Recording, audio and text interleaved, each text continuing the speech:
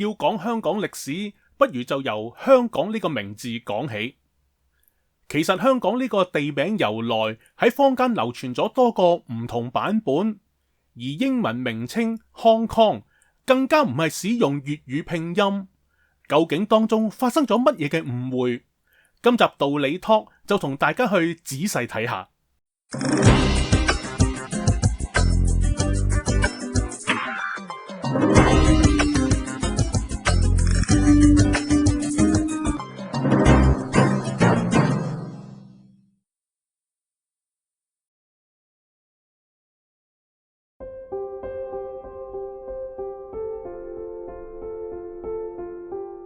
首先，有傳聞話香港呢個名稱係嚟自一個海盜。香港由於位處沿海，自明朝中葉開始，長期受到華南海盜問題嘅困擾。而香港最為人所認識嘅海盜，當然就係張保仔。有唔少嘅影視內容亦都以佢為主題，而且長洲更有一個地方叫張保仔洞。當年亦都係一個著名嘅旅遊景點，但今日先不談張保仔，之後有機會再另覓新章，仔細長談。相傳清朝嘉慶年間，有一位林姓嘅海盜同埋佢嘅妻子香姑，二人橫行喺伶仃洋一帶，即係珠江口之外、珠海、澳門同埋香港之間一帶嘅海域。其後被福建水師提督李長庚擊敗，林姓海盜就逃走到去台灣，而香姑卻係佔領咗今日嘅香港島，因而取名呢個地方叫做香港。不過當時香姑已經係一個被朝廷擊潰嘅殘部，應該唔會有太大嘅勢力去佔領整個香港島，更加冇理由去命名呢個地方。所以呢個傳聞唔太可信。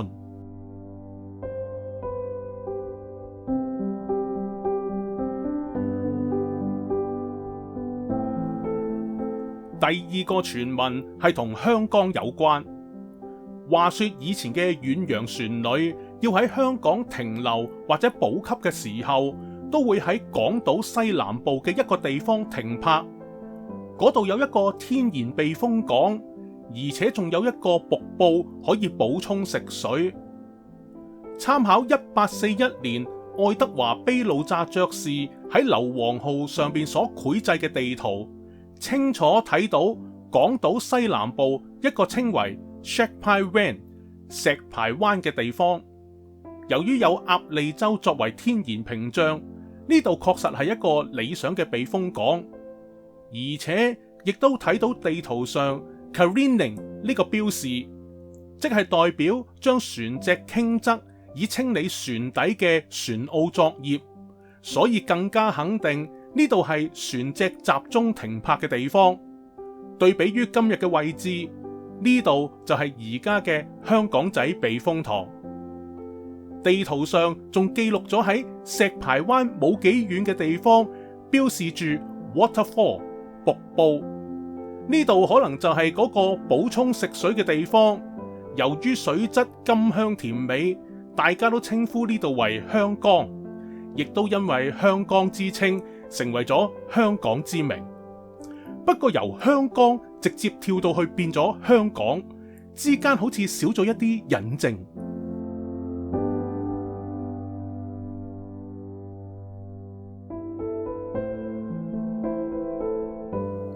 仲有一個傳聞係有關管鄉嘅說法。自明朝至到清初，東莞縣以及今日香港地區嘅新安縣都係盛產香木之地。呢啲香木稱為管鄉，亦都叫做土沉香。根據黃崇禧傳嘅《新安縣志》卷3餘地略2物產記載咁樣講：香樹邑內多植之，東路出於瀝源、沙螺灣等處為佳。原來當時出產嘅香樹係以沙田瀝源同埋大嶼山嘅沙螺灣為佳品。另外喺永賢嘅香港地名考嗰度咁樣講，香木會先送到九龍尖沙頭草牌村，即係而家加士居道嘅京士柏曲棍球場一帶。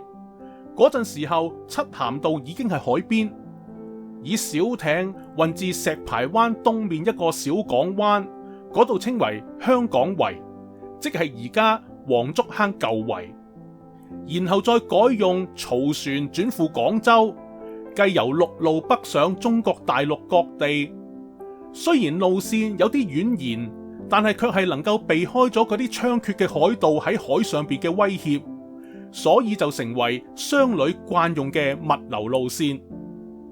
香港圍成為咗運香返鄉嘅港灣，大量嘅管香堆放喺碼頭，香飄萬里，成為芬芳之港，因而得嚟香港之名。1841年，英軍喺赤柱同埋上環登陸香港，傳聞當時有一個水上人叫做阿群，佢帶領英軍由赤柱行到去上環。當經過香港圍嘅時候，英軍詢問呢度係乜嘢地方，阿群就回答香港。呢個嘅誤會令到一條村落嘅名字成為咗整個大島嘅官方名稱，亦都只係香港島。英國人嘅官方名稱當然係使用英文。如果大家有仔細睇到香港圍喺地圖上邊，香字嘅英文串法係 HEUNG， 而香港島 Hong Kong Island 卻係使用咗 HONG。原來呢個差異都係因為同一句說話而產生出嚟嘅誤會。當阿群回答英軍呢度係香港嘅時候，大家唔好唔記得阿群係水上人，佢係以水上人疍家口音將香港講成康港。喺英軍嘅正式記錄之下，就成為咗官方名稱，亦都即係今日嘅 Hong Kong。隨住簽訂1860年嘅北京條約同埋1898年嘅展拓香港界址專條，割讓九龍半島同埋租借新界99年之後，就奠定咗今日我哋所理解喺深圳河以南嘅新界、九龍半島同埋香港島，統稱為香港。講返香港圍，誤會之下被拎走咗村嘅名字。不過我哋喺1888年嘅地圖上邊，原來香港圍嘅大約位置，我哋睇到 Little Hong Kong。雖然香港之名成為咗整個地區嘅官方名稱，但係政府亦都俾翻小香港作為補償。其後香港仔嘅名字亦都因為 Little Hong Kong 因而得名。今次講到呢度，下次再同大家講下其他香港歷史，一齊道理 talk。今次喺資料搜集上邊遇到一個唔係太清晰嘅地方，曾經喺多個來源去查證，亦都未能夠得到一個肯定嘅答案。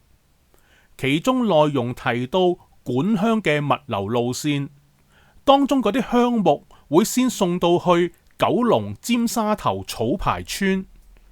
草牌村嘅正確位置究竟喺邊度呢？我哋所知道嘅尖沙頭係指尖沙咀嘅東海岸部分。我哋參考咗1845年嘅地圖，喺東海岸揾唔到任何有關草牌村嘅標注，反而喺尖沙咀中部，我哋睇到一個標注寫住 Chow Pie 嘅地方。但係香木就應該喺草牌村以小艇運到去石排灣，而 Chow Pie 呢個位置離海邊有一啲距離，所以 Chow Pie 未必係草牌村。我哋又睇下1866年嘅地圖，睇到尖沙咀近油麻地西海岸有一個地方叫做 Chow Pie， 中文名稱為左排。由於位置同埋名稱同我哋嘅資料唔係太過吻合，所以呢個應該亦都唔係草牌村。我哋再參考1888年嘅地圖，喺尖沙咀嘅東海岸近紅磡灣附近揾到一個標注着 Chow Pie Chow 嘅地方。最後我哋再睇到一張1892年嘅地圖，喺差唔多嘅位置，我哋又睇到 Chow Phai Choi 嘅標注。兩張年份相約嘅地圖喺相同位置，標注住差唔多嘅名稱，兩者都係喺尖沙咀東海岸近海邊嘅位置。所以今次嘅分享，我哋先假設呢度就係草牌村嘅位置。